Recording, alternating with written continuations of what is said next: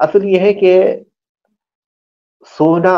یا نیند ناقض وضو ہے یا نہیں، اس سلسلے میں علماء کے تین قول ہیں۔ پہلا قول یہ ہے کہ نیند سے وضو نہیں ٹوٹتا۔ دوسرا قول یہ ہے کہ نیند سے، مطلق نیند سے وضو ناقض ہو جاتا ہے، ٹوٹ جاتا ہے۔ پہلا قول یہ ہے کہ نیند ناقض وضو نہیں ہے۔ دوسرا قول یہ ہے کہ نیند چاہے کیسی بھی ہو وہ ناقض وضو ہے۔ تیسرا قول ہے، اور وہ قول راجح ہے، وہ یہ ہے کہ گہری نیند ناقض وضو ہے۔ گہری نیند ناقض وضو ہے۔ انسان کے سونے کی دو کیفیتیں ہیں، ایک یہ کہ وہ ٹیک لے کر سوئے، یا پھر یہ کہ وہ اپنے تکیے پر آرام کے ساتھ سو جائے۔ تو ایسی حالت میں اگر وہ سوتا ہے تو نیند چاہے گہری ہو یا ہلکی ہو اس کا وضو ٹوٹ جائے گا، کیونکہ انسان جب اس طرح آرام کے ساتھ سوتا ہے تو اس کے اعضاء ڈھیلے پڑ جاتے ہیں اور ہوا کے خارج ہونے کا امکان ہوتا ہے، ہو سکتا ہے کہ انسان کو محسوس نہ ہو۔ تو اس لیے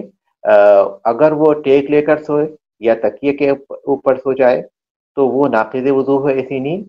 اور پھر اسی طرح اگر گہری نیند سو جائے جس میں اسے ہوش نہ ہو تو وہ بھی ناقض وضو ہے۔ اس حدیث میں جس نیند کا ذکر ہے اسے ہلکی نیند پر محمول کریں گے،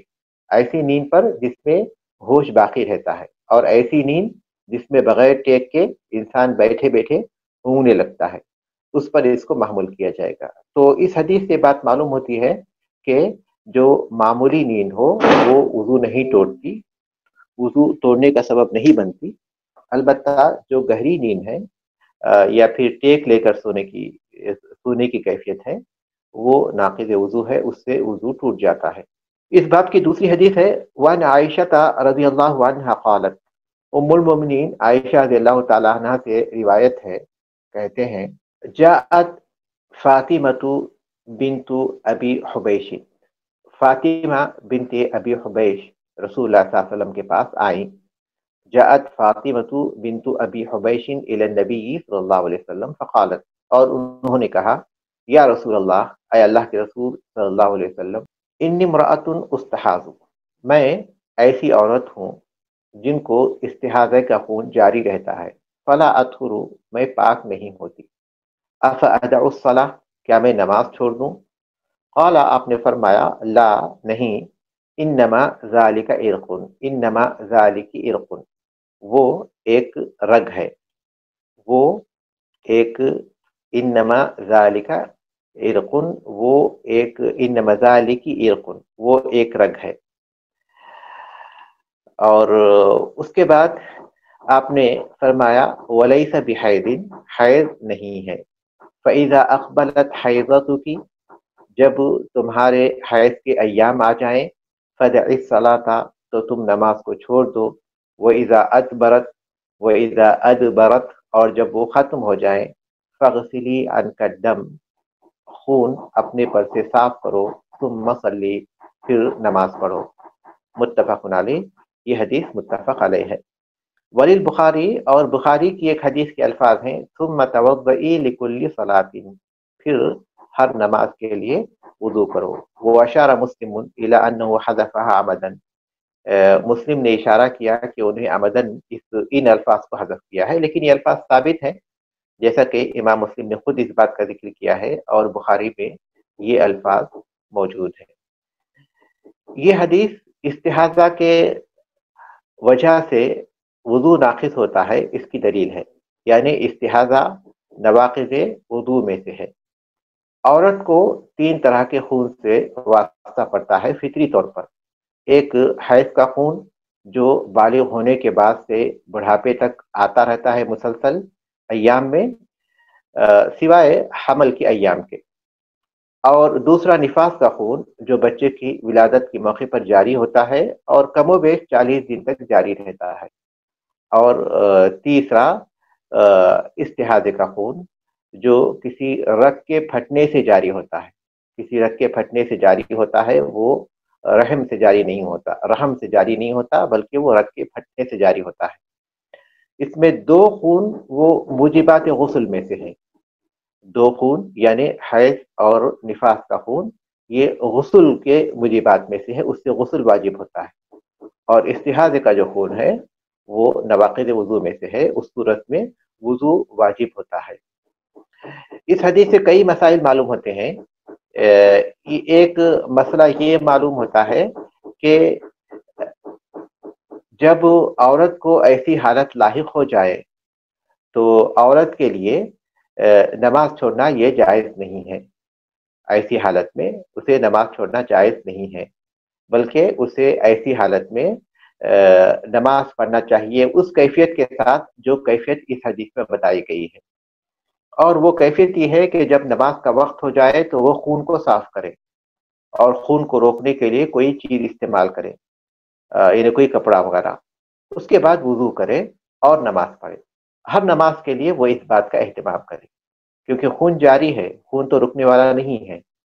لیکن یہ رگ کا خون ہے، اس رگ کو عاذر یا عاذل کہتے ہیں۔ تو اس کو اس موقع پر احتیاط کرتے ہوئے عورت کو نماز پڑھنی چاہیے۔ اور پھر دوسری بات یہ ہے کہ جب حیض کے ایام آ جائیں گے تو ظاہر ہے کہ پھر اس وقت جو خون نکلا گا وہ حیض کا ہوگا، تو ان دنوں میں وہ حیض کو چھوڑ دے۔ عورت اپنی عادت کے مطابق معاملہ کرے، ماہواری کی جو عادت کے ایام ہیں ان دنوں میں وہ نمازوں کو چھوڑ دے کیونکہ وہ حیض کے ایام ہوں گے، اور ان کے علاوہ جو دوسرے دن ہیں تو چاہے خون اس کا جاری رہے، یعنی استحاضہ کا خون، تو اس کو چاہیے کہ وہ خون کو صاف کرے، کوئی چیز استعمال کرے، اور اس کے بعد خون کو روکنے کے لیے کوئی چیز استعمال کرے، اور پھر وضو کر کے نماز پڑھتی رہے۔ ہر نماز کے لیے وہ اسی طرح کرے، یہ اس کے لیے کافی ہو جائے گا۔ یہ غسل کے موجبات میں سے نہیں ہے، استحاضہ یہ غسل کے موجبات میں سے نہیں ہے بلکہ وضو کے موجبات میں سے ہیں۔ اور اس کے بعد تیسری حدیث ہے اس باب کی، وعن علی بن ابی طالب رضی اللہ عنہ قال، علی بن ابی طالب رضی اللہ تعالیٰ عنہ سے روایت ہے، کہتے ہیں کنت رجلا مزاعا، مجھے کثرت سے مزی نکلتی تھی، مجھے کثرت سے مزی نکلتی تھی۔ فامرت المقداد، میں نے مقداد رضی اللہ تعالیٰ عنہ کو کہا ان یسأل النبی صلی اللہ علیہ وسلم، کہ وہ اللہ کے رسول صلی اللہ علیہ وسلم سے اس کا مسئلہ دریافت کرے۔ فسألہ، انہوں نے سوال کیا،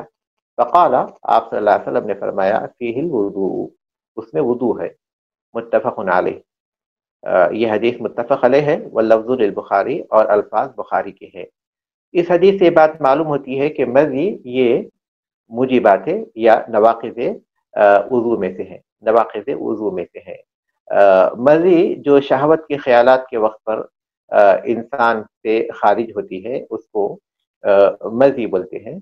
علی رضی اللہ تعالیٰ عنہ کو جب یہ بات لاحق ہوتی تھی تو انہوں نے براہ راست اللہ کے رسول صلی اللہ علیہ وسلم سے سوال کرنے کے، کیونکہ آپ اللہ کے رسول صلی اللہ علیہ وسلم کے داماد تھے، تو آپ نے اس طرح کا سوال کرنا میں آپ کو حیا محسوس ہوئی،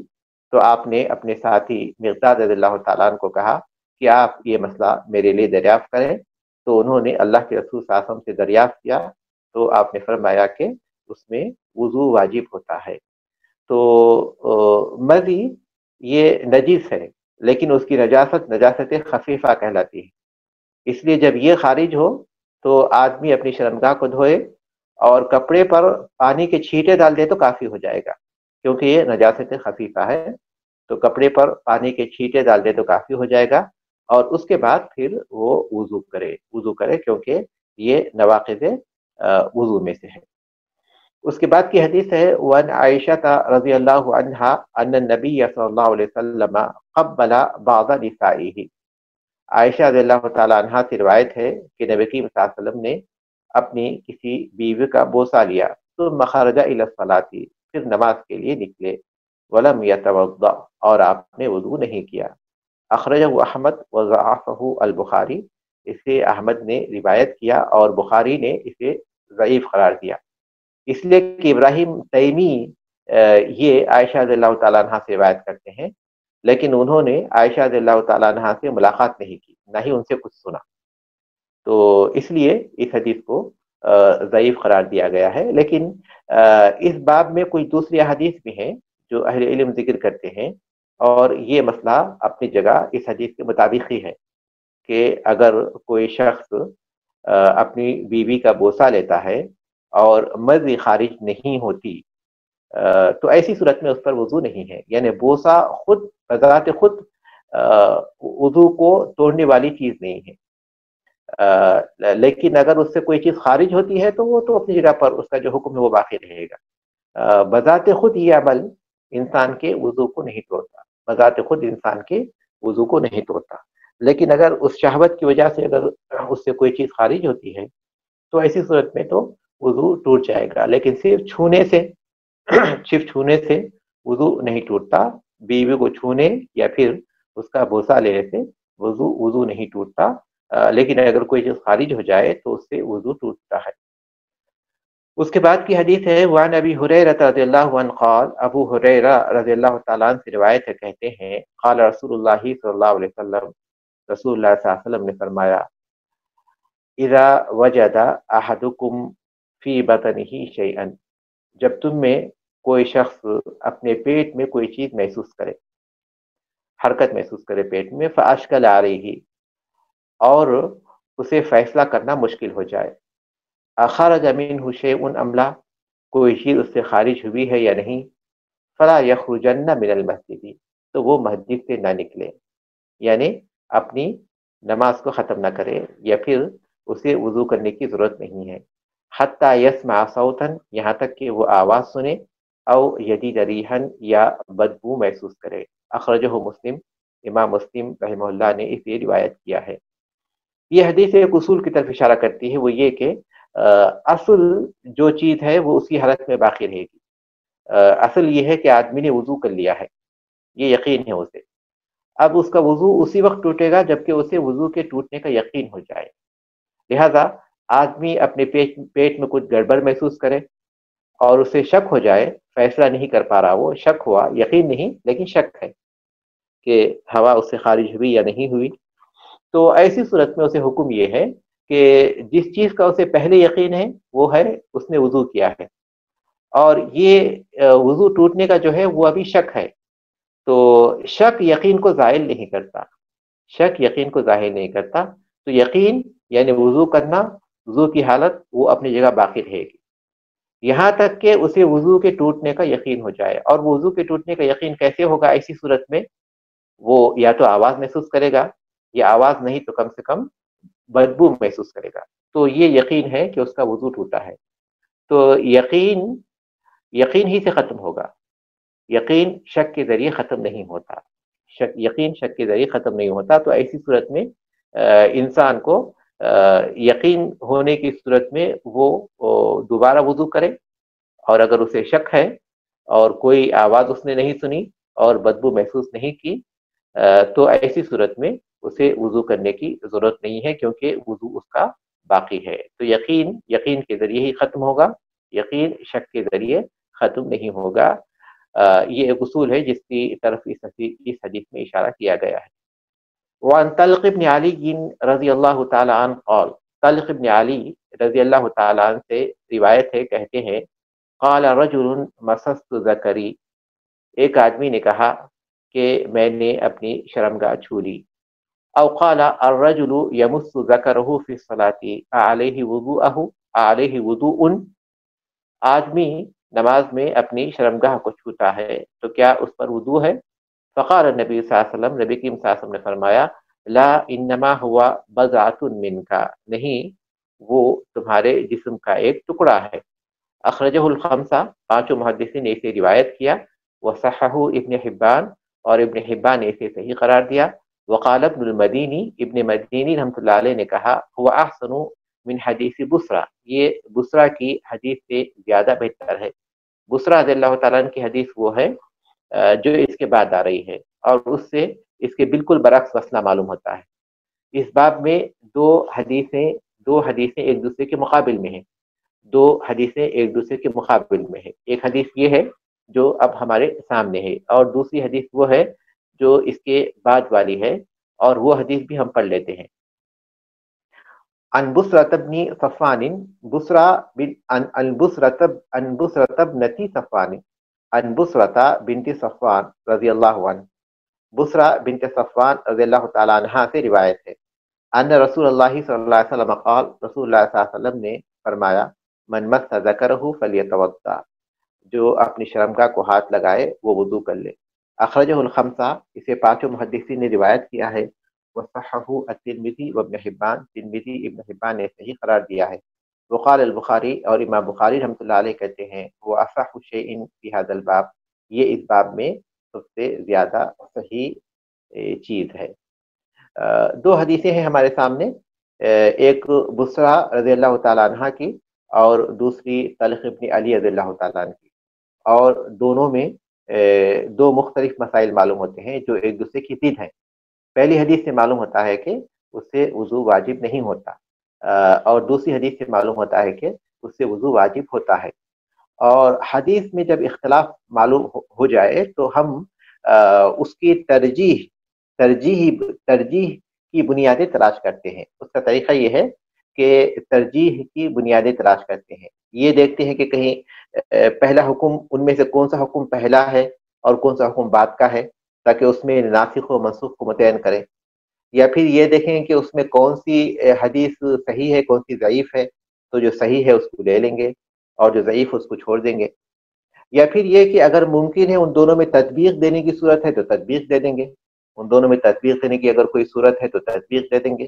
तो यहाँ बाद अहले इल्म ने तत्बीक पैदा करने की कोशिश की है, तत्बीक पैदा करने की कोशिश की है, और उन्होंने तल्ख इब्न अली रज़ी अल्लाह तआला अन्हु की हदीस को, जिसमें से जिसमें वुज़ू टूटने का ज़िक्र है, उसे बराह रास्त छूने पर महमूल किया है। जिसमें वुज़ू नहीं टूटने का ज़िक्र है, उसे बिलवास्ता छूने पर महमूल किया है।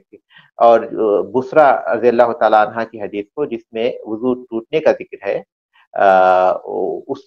उसे बराह रास्त छूने पर महमूल किया है। बाज़ उलमा ने तत्बीक का तरीका इख्तियार किया है, लेकिन बाज़ उलमा ने तत्बीक के बगैर अहादीस के सही और ज़ईफ़ होने की वजह से राजिह करार दिया है। जैसे कि तल्ख इब्न अली रज़ी अल्लाह तआला अन्हु की हदीस है, जो इस बाब में पहली हदीस है, यानी वुज़ू के तोड़ने के सिलसिले में, अपनी शर्मगाह को छूने के वक़्त पर। तो तल्ख इब्न अली रज़ी अल्लाह तआला अन्हु की हदीस, जिससे मालूम होता है कि वुज़ू नहीं टूटता, उनकी हदीस से मालूम होता है कि वो जिस्म ही का एक टुकड़ा है, उससे वुज़ू नहीं टूटता। इसको बाज़ उलमा ने राजिह करार दिया है, और इस मसलक को उन्होंने इख्तियार किया है। उन्हीं में अली इब्न मदीनी भी हैं, अली इब्न मदीनी रज़ियल्लाहु रहमहुल्लाह भी हैं, जो कि इमाम बुखारी रहमतुल्लाह अलैह के उस्ताद हैं, और वो कहते हैं कि ये बुसरा रज़ियल्लाहु तआला अन्हा की हदीस से ज़्यादा अच्छी है।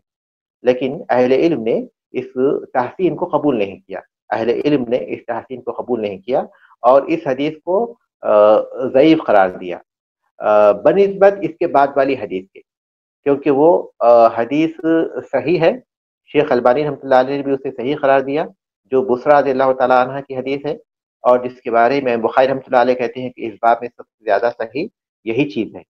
इस बाब में सबसे ज़्यादा यही सही चीज़ है। तो अक्सर अहले इल्म ने इस हदीस को तरजीह दी उसकी क़ुव्वत की बुनियाद पर, उसकी सेहत की बुनियाद पर, और इसके हुक्म को लिया और कहा कि जो अपनी शर्मगाह को हाथ लगाएगा उससे वज़ू टूट जाता है। तो गोया ये नवाक़िज़े वज़ू में से है, ये नवाक़िज़े वज़ू में से है। बहरहाल ये एक इख्तिलाफ़ी मसला है, लेकिन ये बात बाज़ अहले इल्म ने राजिह करार दी है। वअन आइशा रज़ियल्लाहु अन्हा अन्ना रसूलुल्लाहि सल्लल्लाहु अलैहि वसल्लम क़ाल, आइशा रज़ियल्लाहु तआला अन्हा से रिवायत है कि रसूलुल्लाह सल्लल्लाहु अलैहि वसल्लम ने फरमाया, मन असाबहु क़ैउन, जिसे क़ै आ जाए, और आफुन, या नक्सीर, नाक से खून निकले, नक्सीर फूट पड़े, औ क़लसुन, या पेट की कोई चीज़ उसके मुँह के रास्ते से आ जाए, बाहर आ जाए, औ मज़युन, या मज़ी निकले, फलियंसरिफ, तो वो लौट जाए, फलियतवद्दा, और फिर वुदू करे, सुम्मा लियब्नी अला सलातिही, फिर अपनी नमाज पर बिना करे, जहाँ से नमाज उसने छोड़ी थी उसके वहाँ से वो नमाज पढ़े। वह वफ़ी ज़ालिका ला यतकल्लम, इस हाल में कि वो इस दरमियान में बात नहीं किया हो। अखरजहु इब्न माजा, इब्न माजा ने इसे रिवायत किया। वज़अफ़हु अहमद, اور احمد وغیرہ نے اسے ضعیف قرار دیا ہے، اسے احمد وغیرہ نے ضعیف قرار دیا ہے۔ تو اس حدیث میں چونکہ یہ حدیث ضعیف ہے تو اس سے جو احکام ہیں وہ متفق علیہ نہیں ہیں۔ ان میں مزی تو دوسری حدیث سے ثابت ہے کہ اس سے وضو ٹوٹ جاتا ہے، تو اس پر تو اہل علم کا اتفاق ہے کہ مزی یہ نواقض وضو میں سے ہے، کیونکہ دوسری حدیث میں آتا ہے۔ جہاں تک قی ہے، رعاف ہے، یا پھر پیٹ کے راستے پیٹ کی کوئی چیز منہ کے راستے سے آ جائے، اس سے جو ہے وضو ٹوٹتا یا نہیں ٹوٹتا، تو یہ تین چیزوں کے سلسلے میں اختلاف پایا جاتا ہے۔ بعض اہل علم نے اسے نواقض وضو میں سے شمار کیا، اور بعض نے اسے نواقض وضو میں شمار نہیں کیا، اور راجح بات یہی ہے کہ وہ نواقض وضو میں سے نہیں ہے، نواقض وضو میں سے نہیں ہے، کیونکہ وضو جب وہ کر چکا ہے تو کوئی یقینی بات ہی ہو سکتی جس سے اس کا وضو ٹوٹ سکتا ہے، اور چونکہ یہ حدیث مرسل ہے، ضعیف ہے، تو اس سے کوئی یقینی بات معلوم نہیں ہوتی، تو اس لیے مزی کی جو بات ہے وہ دوسری حدیث سے معلوم ہوتی ہے، اس لیے وہ نواقض وضو میں سے ہے۔ لیکن قے کا ہونا یا نقصیر کا پھوٹنا یا پھر منہ کے راستے سے کسی چیز کا نکل جانا اچانک، یہ نواقض وضو میں سے نہیں ہے۔ یہ پہلا مسئلہ ہے اس حدیث کا۔ دوسرا مسئلہ یہ کہ پھر وہ اپنی نماز پر بنا کرے، اس کا مطلب یہ کہ کوئی شخص امام کے ساتھ سمجھیے کہ ظہر کی نماز میں تھا، اور وہ ظہر کی نماز کی ایک رکعت پڑھ چکا تھا، اچانک اس کو خی آ گئی یا نقصیر پھوٹ پڑی یا منہ میں کوئی چیز آ گئی پیٹ کی، تو اس حدیث کے مطابق وہ جائے گا اور جا کر جو ہے اس کو تھوک دے گا، اور پھر اس کے بعد وضو کرے گا۔ تو اس نے وضو کیا، گیا تھوک دیا، وضو کیا، پھر دوبارہ آیا تو امام کے ساتھ اس کو چوتھی رکعت ملی، تو وہ جو پہلی رکعت پڑھ چکا تھا اس کو شمار کرتے ہوئے امام کے ساتھ جب ملے گا تو گویا وہ اس کی دوسری رکعت ہوگی، حالانکہ وہ اسی وقت شامل ہوا ہے دوبارہ، لیکن وہ پہلی رکعت کو باقی رکھے گا۔ یہ ہے بنا کرنا، یہ بنا کرنا ہے اپنے سابقہ نماز پر، بشرطے کہ اس درمیان میں اس نے کوئی گفتگو نہ کی ہو، بشرطے کہ اس نے کوئی گفتگو نہیں کی ہو۔ تو چونکہ یہ حدیث ضعیف ہے، اس لیے بنا کرنے کے مسئلے پر بھی اہل علم کا اختلاف ہے۔ امام شافعی رحمۃ اللہ علیہ کا قول یہی ہے کہ جب اس کا عمل قائم نہیں رہا، کیونکہ وہ ٹوٹ چکا ہے، وضو ٹوٹ چکا ہے اس کا، تو اس کا عمل وہاں ختم ہو گیا، تو پھر کس بنیاد پر وہ بنا کر سکتا ہے؟ تو بنا کرنے کے سلسلے میں بھی اہل علم کا اختلاف ہے کہ وہ بنا کرے گا یا پھر اثر نو پڑے گا، اثر نو پڑے گا یا پھر بنا کرے گا۔ راجح بات یہ ہے کہ وہ اثر نو ہی پڑے گا۔ جو علماء اس بات کے قائل ہیں کہ ان چیزوں سے وضو ٹوٹ جاتا ہے، تو اس کے بعد جب وضو کر کر آئے تو جب وہ نماز میں شامل ہوگا تو وہ اس کی نماز وہاں سے شروع ہوگی، اثر نو اس کی نماز وہاں سے شروع ہوگی۔ اس کے بعد کی حدیث ہے، اور ہمارے اس آج کے سبق کی 10ویں حدیث ہے۔ ایک سبق میں ہم کوشش کریں گے کہ کم سے کم 9ویں حدیث ہے، اس کے بعد کی حدیث 10ویں حدیث ہے آج کے احادیث میں، تو یہ حدیث اور اس کے بعد کی حدیث ہم پڑھیں گے۔ تو اس حدیث میں ہے کہ وان جابر ابن سمورہ رضی اللہ عنہ، جابر ابن سمورہ رضی اللہ تعالیٰ عنہ سے روایت ہے، ان رجلا علی النبی صلی اللہ علیہ وسلم، کہ ایک آدمی نے اللہ کے نبی صلی اللہ علیہ وسلم سے سوال کیا، اتوضأ من لحوم الغنم، کیا میں بکری کا گوشت کھاؤں تو بعد میں وضو کروں؟ قال ان شئت، تو آپ نے فرمایا اگر تم چاہو۔ قال، اس نے پھر پوچھا، اتوضأ من لحوم الابل، من لحوم الابل، کیا میں اونٹ کا گوشت کھاؤں تو وضو کروں؟ قال نعم، آپ نے فرمایا ہاں۔ اخرجہ مسلم، اسے امام مسلم رحمۃ اللہ علیہ نے روایت کیا ہے۔ اونٹ کا گوشت کھانے سے وضو ٹوٹ جاتا ہے، اس حدیث سے معلوم ہوتی، اس حدیث سے یہ بات معلوم ہوتی ہے۔ اور اس میں حکمت کیا ہے؟ یعنی اگر ہم گائے کا، بکری کا گوشت کھاتے ہیں، حتیٰ کہ جو جنگلی جانوروں میں جو حلال ہیں، جیسے کہ ہرن ہے، نیل گائے ہے یا خرگوش ہے، ان کا گوشت کھاتے ہیں تو وضو کی ضرورت نہیں ہے، وضو کی ضرورت نہیں ہے، لیکن اونٹ کا گوشت کھاتے ہیں تو وضو کی ضرورت ہے۔ اس کی حکمت کیا ہے؟ تو یہ اہل علم کہتے ہیں کہ امور تعبدی میں سے ہے، اس کا عقل میں آنا ضروری نہیں ہے، لیکن ابن قیم رحمۃ اللہ علیہ نے اعلام الموقعین میں اس پر بحث کی ہے اور معنوی اعتبار سے اس کا سبب بتایا ہے۔ وہ کہتے ہیں کہ اونٹ سرکشی ہے، اونٹ کے اندر سرکشی ہے، اس کے کوہان پر شیطان ہوتا ہے اور شیطان کی پیدائش آگ سے ہوئی ہے۔ تو انسان جب وہ اونٹ کا گوشت کھاتا ہے تو اس کی سرکشی کی طبیعت کی وجہ سے اس کے اندر قوت شیطانیہ پیدا ہوتی ہے، اور شیطان کی تخلیق آگ سے ہوئی ہے اور آگ کو پانی کے ذریعے بجھایا جاتا ہے۔ یہ مصلحتیں انہوں نے بیان کی ہے جو اونٹ کا گوشت کھانے کے بعد وضو کرنے کے سلسلے میں ہے۔ لیکن بنیادی طور پر جب حدیث ثابت ہے تو جو حکم اس میں بیان کیا گیا ہے، مصلحت ہمیں سمجھ میں آئے یا سمجھ بھی نہیں آئے، اس کا وہ حکم ثابت ہے۔ جن لوگوں نے اونٹ کا گوشت کھانے سے وضو نہیں ٹوٹتا کہا ہے، یعنی وہ ناقض وضو نقض وضو کے قائل نہیں ہے، وہ لوگ یہ کہتے ہیں کہ اللہ کے رسول صلی اللہ علیہ وسلم سے جو بات نقل کی گئی ہے وہ یہ کہ آپ کا آخری عمل یہ تھا کہ آپ ہر وہ چیز جو پکائی گئی ہو اس کو کھانے کے بعد وضو نہیں کرتے تھے۔ تو یہ حدیث عام ہے۔ اس سے معلوم ہوتا ہے کہ چاہے وہ اونٹ ہو، چاہے بکری ہو، چاہے گائے ہو، اگر اسے پکایا گیا ہے اور اس کے بعد اسے کھائیں تو اس کے بعد آپ صلی اللہ علیہ وسلم وضو نہیں کرتے تھے۔ تو کہتے ہیں کہ یہ آخری عمل ہے، اس لیے ہم اس عمل کو لیتے ہیں۔ لیکن جو لوگ کہتے ہیں کہ وضو ٹوٹ جاتا ہے، وہ کہتے ہیں کہ وہ عام ہے اور اونٹ یہ خاص ہے۔ تو جب عام اور خاص میں بات ہوگی تو جو خاص کا حکم ہے اسے لیا جائے گا، عام کا حکم دوسرے خاص کے علاوہ دوسروں پر محمول ہوگا۔ یعنی رسول اکرم صلی اللہ علیہ وسلم گائے یا بکری، گائے تو میں مثال صرف سمجھانے کے لیے کہہ رہا ہوں، ورنہ عام طور پر تو اس کا استعمال نہیں ہوتا تھا۔ تو بکری کا گوشت جب استعمال کرتے تھے تو آپ وضو نہیں کرتے تھے، لیکن چونکہ خاص حدیث ہے اونٹ کے سلسلے میں تو اس پر وہ عام حدیث محمول نہیں ہوگی، بلکہ اس سے مستثنا ہوگا وہ یہ کہ جب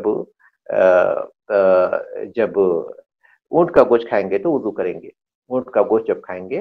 تو وضو کریں گے۔ تو یہ ایک اختلافی مسئلہ ہے، لیکن چونکہ حدیث ثابت ہے اس لیے راجح بات یہی ہے کہ وضو کرنا چاہیے۔ اور 10ویں حدیث ہے آج کے سبق کی، وعن ابی ہریرہ رضی اللہ تعالی عنہ قال قال النبی صلی اللہ علیہ وسلم، ابو ہریرہ رضی اللہ تعالی عنہ سے روایت سے کہتے ہیں کہ نبی کریم صلی اللہ علیہ وسلم نے فرمایا، من غسل میتا فلیغتسل، جس نے میت کو غسل دیا وہ غسل کرے، ومن حملہ فلیتوضا،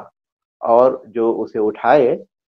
وہ وضو کرے۔ میت کو اٹھانا یہ بظاہر اس حدیث سے معلوم ہوتا ہے کہ یہ نواقض وضو میں سے ہے،